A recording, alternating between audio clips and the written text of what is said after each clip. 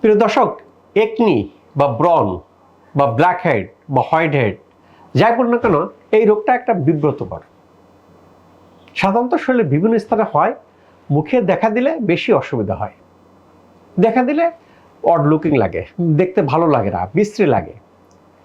যখন এই একনি বা ব্রন ইনফেক্টেড হয় তখন গন্ধ হতে পারে, পাস হতে পারে। এই জাতীয় জটিল সমস্যাগুলি থাকলে দিনের পর দিন আমরা বিভিন্ন ট্রিটমেন্ট নেই, বাট কাঙ্ক্ষিত ফলাফল হয় না। এই একনি হওয়ার বা ব্রণ হওয়ার অন্যতম প্রধান কারণ আমাদের ত্বকের যে সেল থাকে, সেলটা কিছুদিন পর পর ডেড হয়ে যায়, মারা যায়। এই মৃত সেলটা জমা হয় লোমকূপের গোড়া। এই জমা হওয়ার পরে কি হয়, এর সাথে ডার্টি পদার্থ বা জমা হলে লোমকূপের গোড়া বন্ধ হয়ে যায়। বন্ধ হয়ে গেলে ভিতরে যে সিবাম থাকে সেখানে ইনফেকশন দেখা যায়, বের হতে পারে না। বের হতে না পারলে ইনফেকশন দেখা যায়। ইনফেকশন দেখা দিলে গোটা গোটা মতো হয়।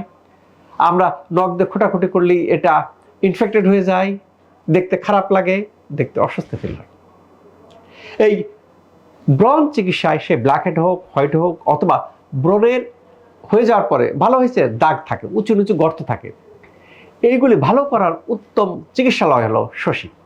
এখানে আসার পরে অনেক আধুনিক ট্রিটমেন্ট পদ্ধতি আছে, যার মাধ্যম দিয়ে এখানে ট্রিটমেন্ট নাও এই ব্রণ হয়ে যাওয়ার পরে যে স্ক্যার দেখা যায়, দাগ দেখা যায়, উঁচু নিচু গর্ত দেখা যায়, এটা নিমিষেই ভালো হয়ে যায়।